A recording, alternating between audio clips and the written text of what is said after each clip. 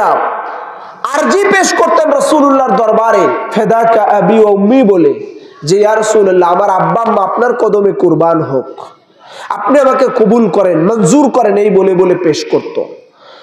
আরে ভাই, যিনি রাহমাতাল লিল আলামিন, যার কদমে সমস্ত সাহাবীরা আরজি পেশ করতেন কাকুতি বিনতি করে, যেই রাসূলুল্লাহ সাল্লাল্লাহু আলাইহি ওয়াসাল্লামের কদমে লুটা পুটা খেয়ে সাহাবারা আরজি পেশ করতেন, নিজের আব্বা আম্মাকে রাসূলের কদমে উৎসর্গ করতেন, সেই রাসূলুল্লাহ নিজে মা ফাতিমাতুজ জাহরার কদমে নিজের আব্বা আম্মাকে কুরবান করতেন, উৎসর্গ করতেন। হায় হায় হায়, সুবহানাল্লাহ, কি শুনছি!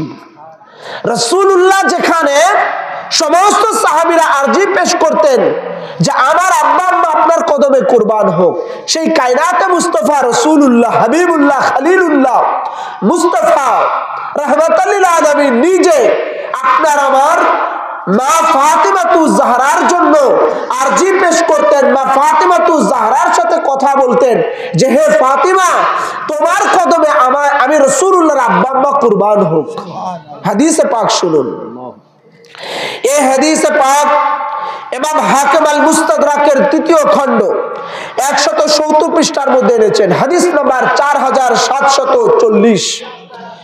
ইবনে হিব্বান আস-সহিহর মধ্যে এনেছেন দ্বিতীয় খণ্ড 470 পৃষ্ঠায়।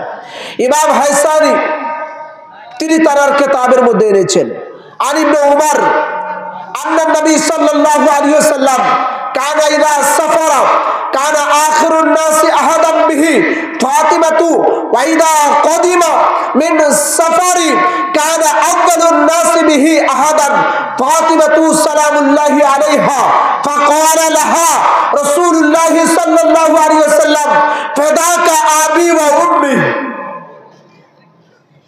হযরত ওমর রওয়ায়াত করেছেন